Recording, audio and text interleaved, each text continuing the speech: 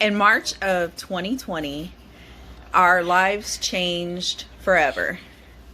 We recently found out that our 8-year-old son was diagnosed with type 1 diabetes. Devastating. It's a life changer, not only for him, but for the whole family, the whole household. It's a whole different style of living that it's life changing. Change the way you eat, change, basically everything.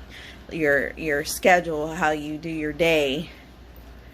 So he was having trouble with lows, and that's what, when we took him in, when we found out his sugar was really extremely high, over 900, which is deadly. If he would have went to sleep that night, we probably wouldn't be making this video right now.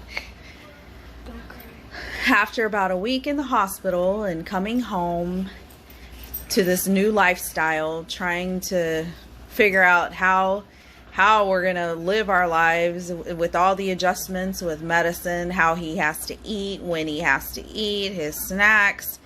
It's a lot. And then to have to balance work, and then to have balanced COVID that was just starting at that time, to coming out of the hospital where grocery stores were going crazy.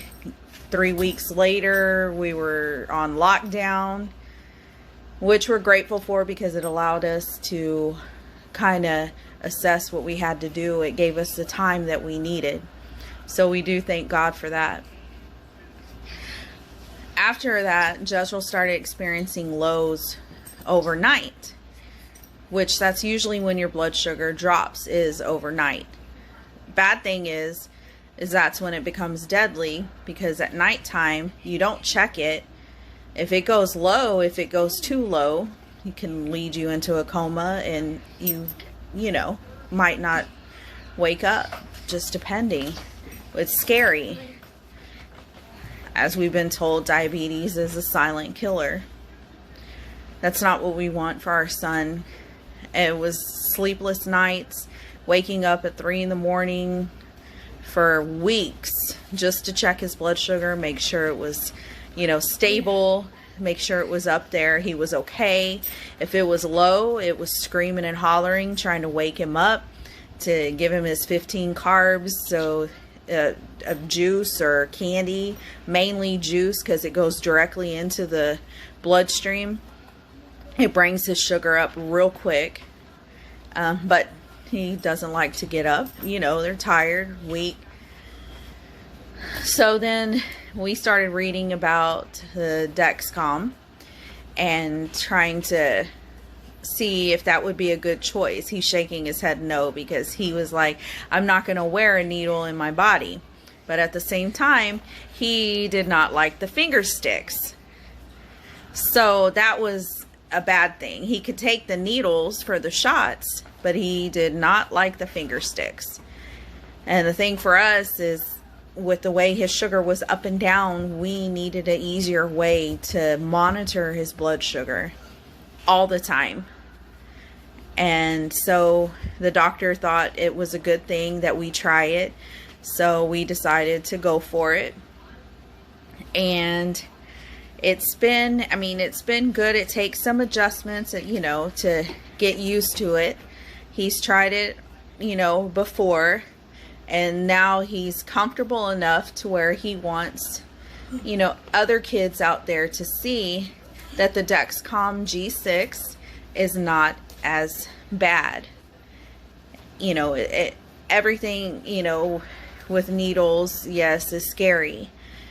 But if it's going to help save our son's life and help us monitor where his sugar is at all the time, it's worth it. So today we're going to show you how we put on the Dexcom G6. And he is ready and prepared to being very brave to let everyone see. And here we go. Okay, so we're going to clean the area with gauze, alcohol.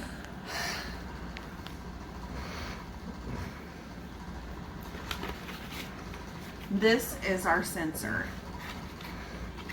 We're going to open it up.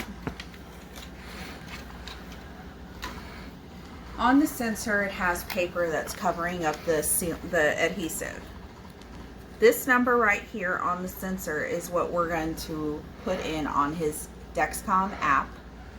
This is what's going to identify the sensor for the transmitter so that it can log his blood sugars.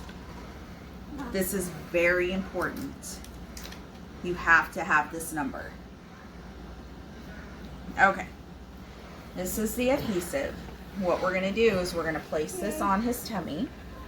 Mommy, how am I going to hold you? We're going to place it, push down, don't suck in, relax. Is that okay? We're going to break off this orange piece on top, which is going to allow me to push the orange button down to insert. 1, 2, 3. And we're done. That didn't hurt. That didn't hurt. That didn't hurt. Now we're going to just press the adhesive around the sensor just to make sure it sticks. What we have now are these patches that can go around this adhesive that's on there just to kind of help it stick when he takes a bath and, you know, it starts wearing off.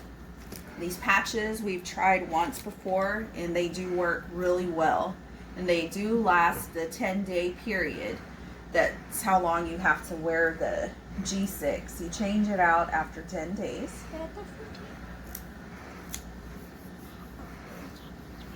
You just rub that around. Then it has these papers on top. You just go around.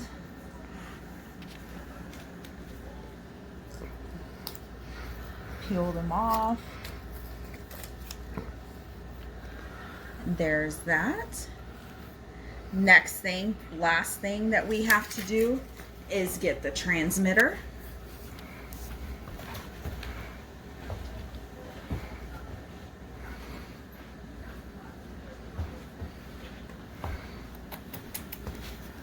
This is the transmitter. This device holds all the info that comes from all his blood sugars. It lasts for 3 months. After 3 months, you get a new transmitter. So this you simply insert into here. These right here, these black dots, are what's going to transmit to the transmitter. We're going to put it in there. You're going to take this. There's a clip on this end. You hold it with your fingernail and you press it in. Make sure that it is flat all the way in. Sometimes the side will be elevated and it's not going to work right. Make sure it is all the way in. And he's good to go. Then you go to your app and it's going to take, it says it takes about 2 hours for it to cycle in and it'll start working. For him, it comes with a little device that you can keep with you for his blood sugar.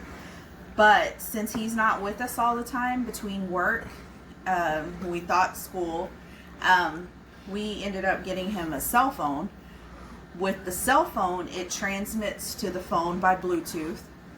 And for myself and my husband, we have the app, the Follower app on our phones, which allows us to see his blood sugars all the time.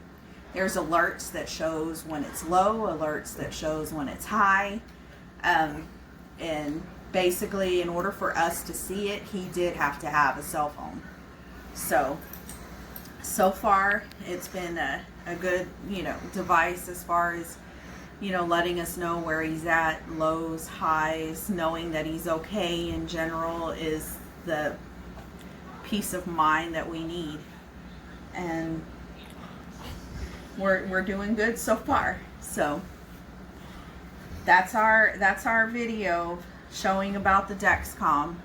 he's starting to get more comfortable with the fact of his type 1 diabetes, and he wants to talk about it more. So he wanted to do a video because he knows how hard it was being an 8-year-old kid with this big disease and not knowing what to do, how to understand it at that. So he wants other little kids to know that it's okay, and there are other people out there that do have it, and these are, you know, things that, you know, he's gonna have to do for the rest of his life, and anything that can make it easier, the better. So thank y'all for watching. See you next time.